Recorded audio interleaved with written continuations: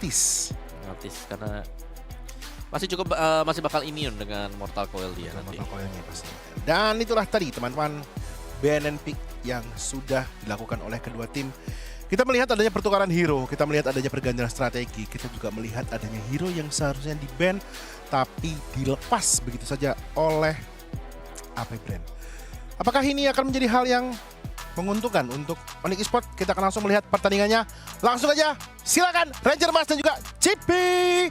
Alright, thank you so much Mas Gera, Rashid dan juga Om Hawa. Thank Dan you. ini bisa kita bilang adalah menjadi match point untuk Onyx Esports. Mampukah mereka membawa ke game yang ketiga atau mereka harus bertekuk lutut di hadapan sang mantan juara M-Series? So, buat kalian semua di kolom komentar dan pendukung Indonesia, mari kita support tim Indonesia karena berada di posisi yang kurang cukup baik kali ini di 2 game ya. 2 match. Yang pertama kita tumbang sama Kamboja. Benar. Yang kedua sekarang masih berada di match point dan masih bisa berjuang untuk berada menuju di game yang ketiga. Yes, all the best buat tim Indonesia kita. Jangan lupa untuk semarakan hashtag IndoPride juga, spread positive vibe. Karena kita harus mendukung sepenuhnya ya teman-teman dari Indonesia. Kita butuh banget poin terkhusus dari teman-teman Onyx Esports yang di game pertama mereka harus dikalahkan gitu saja. Bahkan telak ya, bisa dibilang gak ada kesempatan buat teman-teman dari Onyx untuk bisa menyiapkan strategi. Tapi dengan komposisi hero yang bisa dibilang cukup balance sih antara kedua belah tim. Bagaimana nantinya dari 10 hero yang sudah mereka amankan bisa mendapatkan karya objektif yang mereka inginkan. Alright, kita menuju ke game kedua. Onyx Esports versus AP Brand akan dipandu oleh Ranger Master juga. Ada Cipi di sini tentunya dan sudah mulai terpantau. Wow, rusuh banget ya di awal-awal. Early game yang berbahaya tentunya ini. Hampir saja terkena satu first blood tapi masih terlalu jauh. Masih ada flicker juga. Masih terlalu early dan nampaknya mereka akan lebih memilih untuk mendapatkan rotasi terlebih dahulu. Tapi lihat cewek ingin membalaskan keadaan yang sama yang dipegang oleh dia di game yang pertama. Ya, safety first ya yang bakal jadi salah satu tujuan kedua belah tim di awal-awal kini. Dan bahkan Little Wanderer nampaknya masih bisa diamankan oleh Kairi tanpa adanya kontes yang dilakukan oleh Kalzi juga. Dia bakal coba untuk cuek akan hal tersebut. Terlebih lagi kalau kita pantau dari area emblem, ada dari area 1 Breakmite yang dibawa oleh Flabzy juga. Berarti ya bakal jauh lebih sustain lagi. Tapi di area top lane dia nyaris saja tewas di tangan seorang Boots. Tapi masih ada satu buah escape tools melalui flicker yang membuat Flabzy still survive.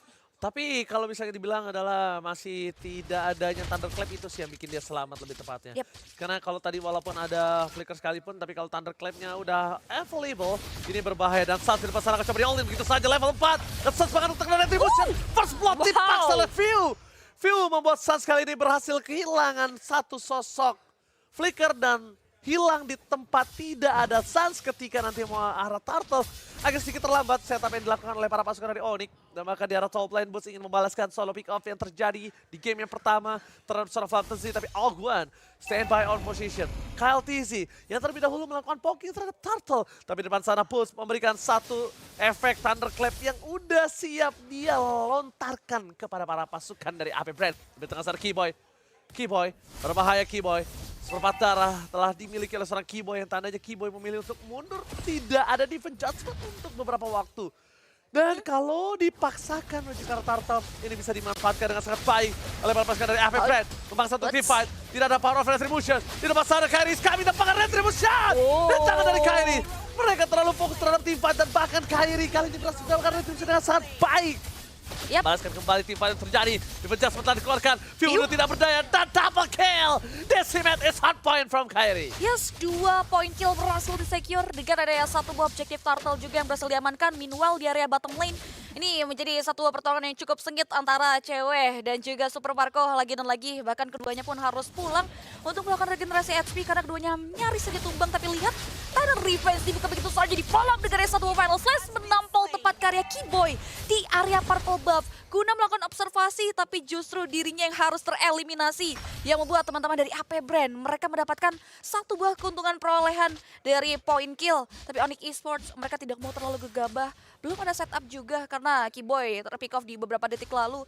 Sehingga rotasi mereka setelah Turtle hadir dan berhasil mereka secure, kini udah mulai balance dan udah mulai sedikit memantau pergerakan dari mereka punya God Lane. Oke, tapi kalau misalnya kita lihat di arah bottom lane, cewek kali ini masih dengan posisi tidak terlalu unggul, tidak terlalu kalah juga dari Super Marco-nya.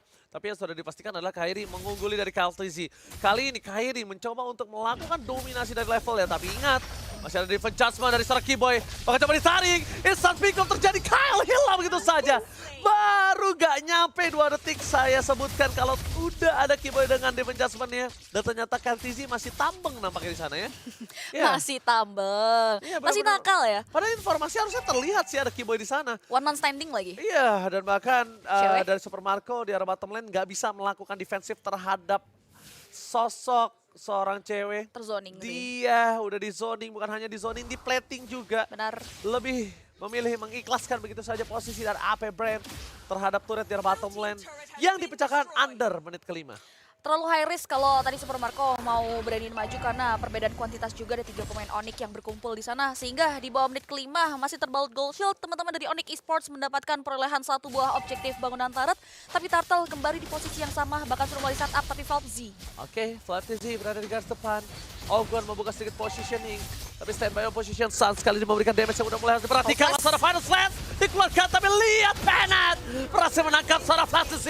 Udah ke arah belakang, para pasukan dari Onyx Esports memaksa tim fight. Boots masih mau lebih. Double kill didapatkan oleh seorang cewek. Looking for triple kill. Akankah dibalaskan? One more? Looking for medium. One more kill? Tapi nampaknya Ogun terlalu kuat dan tidak bisa didapatkan oleh pasukan Onyx Esports. Terlalu tebal, itu yang membuat berhenti di 3 poin kill saja yang berhasil diamankan oleh cewek yang sedang melakukan perjalanan bisnis sebetulnya ya untuk melakukan switch posisi yang tadinya ada di bawah kini berada di area top lane. Turtle berhasil diamankan oleh Kairi dengan adanya keunggulan kuantitas dan juga free space juga, tapi membahas dari area item sudah jadi Blood of Despair. That's why damage yang diberikan oleh seorang cewek ini sakit banget. 2 hit runner tuh Cipi. Perih banget sih itu.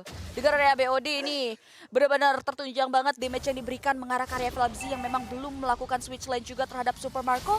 Tapi kita bakal lihat juga di sini Ogwen dengan adanya select plate dipatahkan dengan item pecahan saja untuk bertahan, membuat dia sulit banget untuk membuat momentum sebetulnya ke area warga yang dimiliki oleh teman-teman Onyx Esports. Dan kini di menit kita yang ke-6 teman-teman Onyx berhasil mencurkan 2 outer bangunan turret. Dan apa yang berada hingga dengan detik ini, mereka belum mendapatkan objektif netral hingga dengan bangunan turret yang dimiliki oleh Onyx. Mereka harus sudah mulai memutar otak karena slow but sure Onyx Esports bisa saja memberikan pressure yang signifikan terlebih lagi ketika mereka Council game flicker for nothing. Flicker for nothing for Keyboy.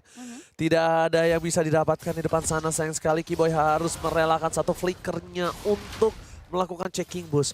Council pun telah dikeluarkan. Aku nggak tahu sebenarnya AP Brand melihat dan mengetahui kondisi tersebut atau enggak. Karena kalau misalnya mereka mengetahui kondisi tersebut, mereka tidak akan kasih Keyboy ampun. Mereka akan makan Keyboy. Dan nampaknya kayaknya mereka nggak tahu kondisi tersebut deh. Karena KLTZ nggak mendekat ke arah Keyboy. Karena KLTZ nggak coba untuk nge-town Keyboy. Kalau KLTZ tahu Keyboy nggak punya flicker, itu pasti di-town tadi. ya bisa jadi sih bakal langsung dimaksimalkan. Dipancing aja di bait. Yap. Tapi ternyata Pebble tidak mengetahui, that's why dia bakal coba untuk reset. Sejauh ini goldnya dipegang kendali oleh cewek yang memang dapetin space yang besar banget. Dan teman-teman dari Onyx juga sebetulnya nggak mau terlalu overcommit ya, walaupun memang mereka lagi mengamankan kendali permainan dengan perekonomian yang memang sedang mereka lead juga. Tapi mereka masih penuh akan perhitungan. Turtle yang terakhir masih menjadi tujuan utama setelah sulitnya mereka untuk menembus pertahanan mid lane outer turret. Terpantau dengan adanya pokingan turret juga yang sudah dilakukan oleh ke arah dari sisi top lane sana. Dan Devon Judgment menuju ke seorang FlyTZ. Kali ini dia yang menjadi korban keganasan dari Onyx Esports. Lihat permainan boost atas seorang Keyboy yang terlalu berbahaya. Bahkan membuat Suns melakukan recall di depan sana. Dibalikan kembali. Ini dia Onyx Esports. Kembali bangkit dari kekalahan di game yang pertama. Membuat Onyx Esports bahkan mengungguli dari segi turret. Boost membiarkan Super Marco memukul dirinya. Thunderclap dikeluarkan, menuju ke arah belakang. Boots mencoba untuk melakukan buying time. Sedikit terperangkap, tapi nampaknya Boots harus menjadi korban keganasan dan ditukar dengan satu buah turret. Tapi kalau misalnya Chippy, satu turret dari top lane, tadi di inner turret, worth it kan ditukar sama Boots? Worth it sih, Boots meninggal itu bentuk dari sacrifice yang dia lakukan dengan adanya objektif bangunan turret yang memang lebih untung. Tapi lihat, sudah ada satu bagian Red replay. dikeluarkan, tertarik begitu saja Decimate yang bahkan berhasil mendapatkan Oakwood. Dibalikkan kembali keadaan para pasukan dari Onyx Esports, mereka yang mendapatkan keuntungan. Lihat, mereka nggak bisa numbangi siapapun, bahkan Oakwood yang langsung tersambar Decimate. Monster Kemi, kalau terjadi, Floptisi, Ceweski, kalau coba didapatkan, tapi Defense Save the Day. Blessing from Super Marco menangkap seorang Ceweski, tapi di depan sana Kairi terlalu strong dengan Martisia Thunderclap. Tampaknya kali ini udah mulai harus mundur karena Boots udah mulai harus merasakan sakitnya Super Marco. Pressword-nya hampir bisa menembangin Boots, tapi mereka masih bisa selamat, Cipi. Yes, cewek yang out of positions berhasil dieliminasi dengan dia Blazing Duet yang dimiliki oleh Super Marco. Tapi sebenarnya dibayar lagi dengan konten oleh teman-teman Onyx Esports dengan hancurnya middle outer turret yang dimiliki oleh AP Brand. Ini at least bisa digunakan untuk mereka memperluas asa lagi dan melakukan ekspansi terhadap pattern jungle yang dimiliki oleh teman-teman dari AP Brand, terkhusus dari Kyle The Z itu sendiri. Lord akan muncul masih dalam kurun waktu yang cukup lama.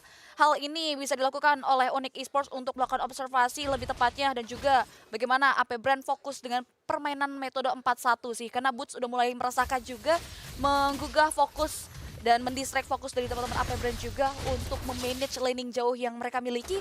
Sedangkan teman-teman Onyx Esports ini bakal enak banget. Mereka udah mulai nungguin juga terhadap Lord yang sudah mulai terpantau hadir. Hey, Super Marco! What are you doing, Super Marco? Kepencet ya. What are you doing, Mr. Super Marco? Gak apa-apa, gak lihat. Gua dari bengong lagi merhatiin Cipi sampai berdiri. Hah? Ada apa gerangan? Coba duduk sejenak, mari kita ngobrol, ngopi, kalau ada masalah yuk cerita yuk. Oh my god, tapi gak apa-apa, aman. Lordnya tapi sayang sekali didapatkan secara cuma-cuma nih sama teman-teman dari Onyx Esports Retribution yang on point, gak ada visions, gak ada kontes membuat AP Brand. Nampaknya mereka akan memikirkan bagaimana caranya melakukan defensif di Lord yang memang sebetulnya masih squishy sih. Tapi dampak yang akan diberikan dari Lord yang berhasil di-secure Onyx adalah inner hilang dan mungkin base ini bisa jadi paketan dari Lord tersebut. Alright, luar biasa kali ini para pasukan dari Onyx, mereka mencoba untuk membalaskan kembali keadaan dengan adanya sosok Walter top lane. Sans memberikan posisinya, informasi telah diberikan. Tapi para pasukan dari Onyx Esports mereka belum terlalu mau terburu-buru untuk mendapatkan satu turret tiara top lane. Mereka memilih dengan sabar. Mereka tahu 3 lane push-nya masih terdorong, minionnya masih besar-besar, dan mereka akan coba dapetin gimana caranya gundul seluruh innernya. Itu dulu pertama.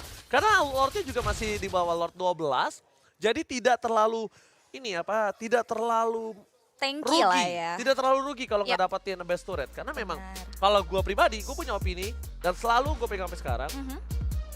Kalau kondisi yang tidak terlalu one-sided, Lord pertama itu lu wajib banget dapetin inner turret. Kalau lu nggak dapet inner turret, lo baru rugi di situ. Mahal sih. Tapi kalau misalnya Lord menit 12 ini minimal lu dapetin satu best turret. Kalau lu nggak dapetin satu best turret, gue nggak bilang 3-3 aja, tapi satu best turret lo rugi malah di situ. Karena dia punya charge. Berarti tandanya secara nggak langsung lo nggak manfaatin laningnya, dorongnya nggak fokus.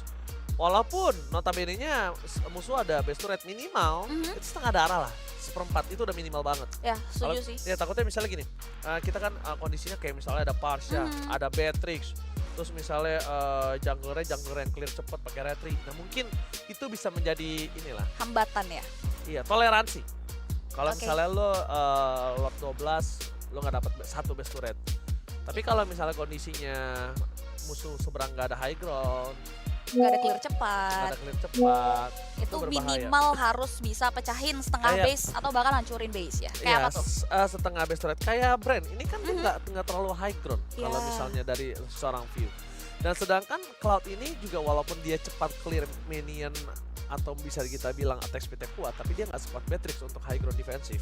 Setuju sih ini. Jadi mungkin ini Lord selanjutnya harusnya para pasukan Onyx minimal 3 lane push dan dapat satu best turret. Ya setuju sih, itu yang mungkin harus dilakukan oleh teman-teman dari Onyx Esports ketika kalau memang juga mereka nantinya bisa nge-secure karya Lord selanjutnya. Karena seperti yang dibahas, Lord yang sudah ter-enhance itu punya power automatically jump juga ke area base turret. Jadi ini yang mungkin bisa dimaksimalkan oleh teman-teman dari Onyx Esports. Dan tadi kita lihat juga bagaimana head to head Beatrix yang ditukar juga dengan Cloud ya. Kita tahu peran Cloud di game kali ini persis sama cewek yang terjadi di game yang pertama. Gak ada kesempatan buat dia bisa bebas untuk buka karya Blazing Duetnya. Itu yang menjadi salah satu isu. Kenapa serangan balik yang keluar dari teman-teman AP Brand tidak semaksimal itu ketika di area teamfight? Iya. Dan bahkan kalau bisa kita lihat Boots memaksimalkan Masha-nya. Dia tahu banget dia tanky, dia tahu banget dia bisa nge-flanking. Ya. Dan Boots ini akan makan Cloud-nya. Dan Boots harus makan Cloud. Kalau dia nggak makan Cloud, minimal Win of Nature-nya ke-trigger. Udah itu minimal. Biarin sisanya cewek head to head. Akan sangat diunggulkan kan kita sebentar lagi menuju ke dalam in-game harusnya. Oke guys, buat kalian, are you ready? Oke, semuanya sudah ready. So, aku ingetin sekali lagi. Buat kalian yang menonton, Sobat Mobile Legends seluruh Indonesia, jangan lupa di-share dan dikasih tahu kalau tim Indonesia sedang bertanding kali ini di Snapdragon Pro Series ESL. yes, sport by Samsung Galaxy tentunya ya. Yes. Kita masih di Best of 3 Series game yang kedua. Match penentuan apakah Onyx Esports bisa menyamakan kedudukan. Sejauh mata memandang mereka berhasil menghancurkan inner turret dengan adanya dampak Lord pertama yang berhasil mereka secure dengan cuma-cuma. Membahas karya item dengan network yang dipegang kendali di angka 6.000 untuk cewek sendiri udah mengamankan dari Hunter Strike.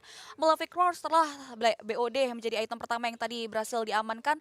Selanjutnya kalau ngomongin dari area sisi Kairi itu sendiri udah jadi light armor untuk menangkal damage physical Blazing Duet dan juga antivirus. Berikut juga dengan Hunter Strike. Team fight akan coba terjadi. Kairi dan juga Kyle TZ.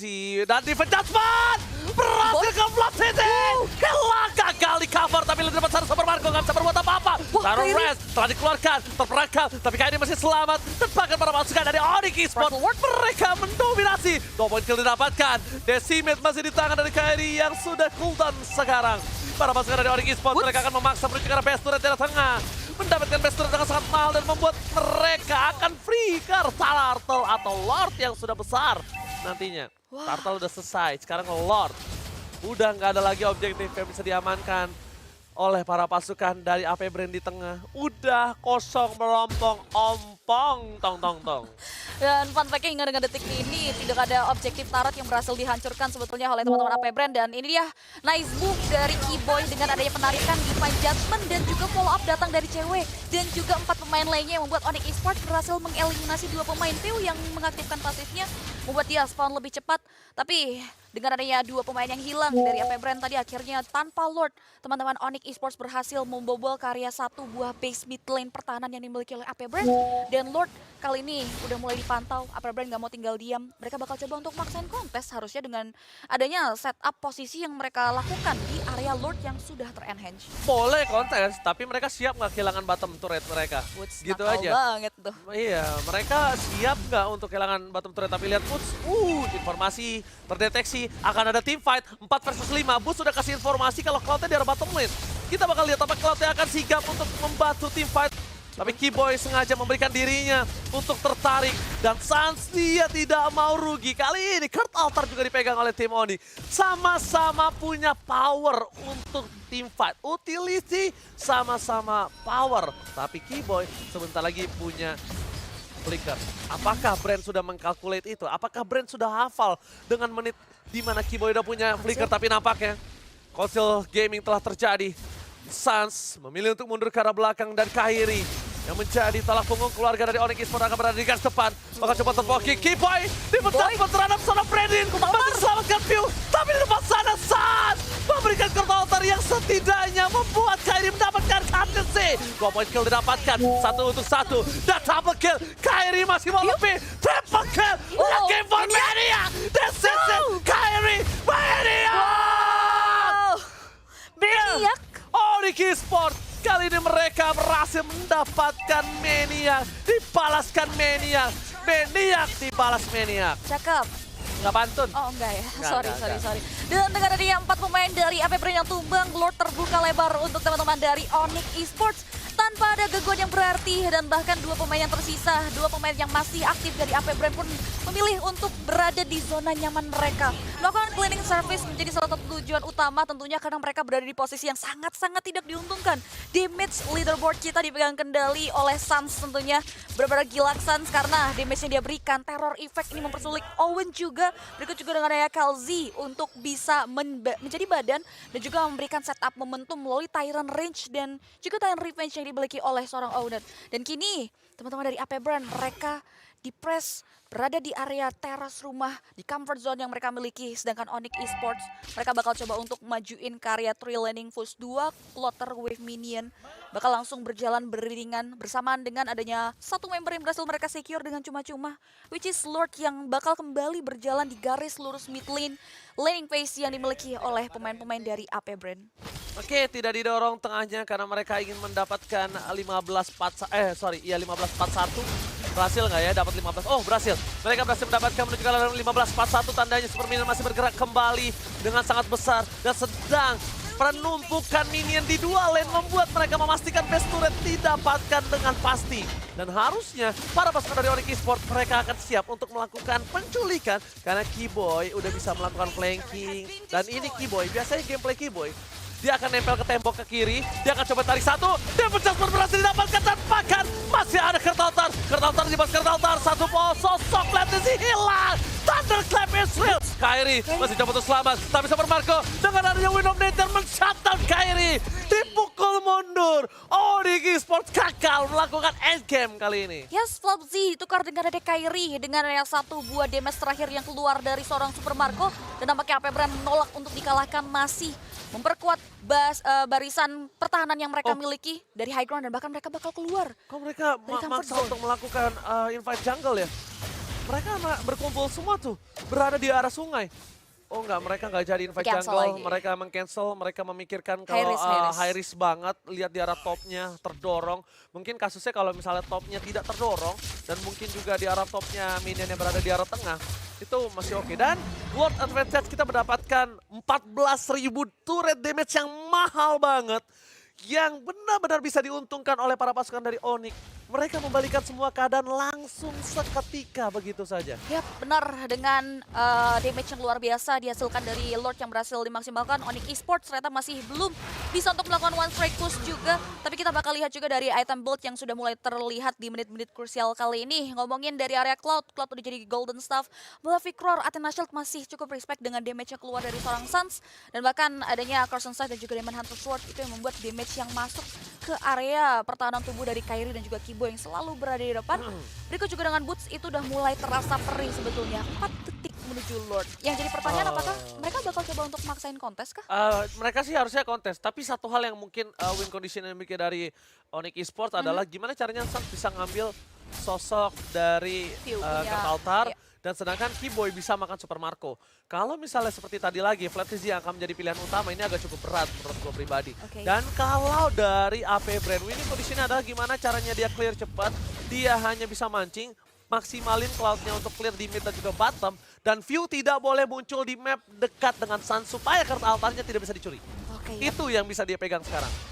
We'll see apakah itu menjadi salah satu hal yang bisa direalisasikan karena dari tadi Boots juga dengan ketika Lord hadir selalu menggugah atau bahkan mengganggu fokus yang dimiliki oleh AP Brand sehingga ada satu pemain yang selalu diutus untuk melakukan clearing terhadap laning jauh yang dimainkan oleh Onyx Esports. Lord sudah mulai terkikis dan kayaknya ini nggak bakal di-cancel sih.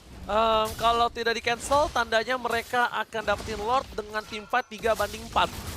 Oke, karena duanya sudah tidak ada, defense adjustment telah terjadi. Keyboy bakal mencari di mana keberadaan dari Flatlizzy. Dan ternyata Keyboy dibalikin kembali keadaannya. Bennett telah dikeluarkan, defense adjustment terlihat dan Kyle hilang. Damage terlalu sakit, Boots melakukan zoning out juga ada seorang View. Super Marco nggak bisa masuk lebih dalam lagi. Boots tersisa satu Bardara terakhir. Mendapatkan Lord dan bahkan tidak kehilangan siapapun. Cuan for life. Yes, Kalzi tumbang dengan daya Divine Judgment yang sempat dikeluarkan oleh seorang Keyboy dan free space untuk Kairi membuat tim Onyx Esports kembali mendapatkan Lord yang ter-evolve dan kini kembali kita akan lihat Lord tersebut berjalan di area mid lane yang dimiliki oleh AP Brand. Apakah dengan kurun waktu Kalzi yang bakal muncul di 18 detik ke depan cukup untuk teman-teman AP Brand bisa menangani atau bahkan melakukan mitigasi upaya penanganan bencana yang ada di depan mata mereka karena lihat wave minion. My God, ini bencana. Onyx Esports mendorong 3 lane secara berbarengan. Base. Adjustment terjadi, masih ada kertotan, base-nya hilang. Onyx take the capsule.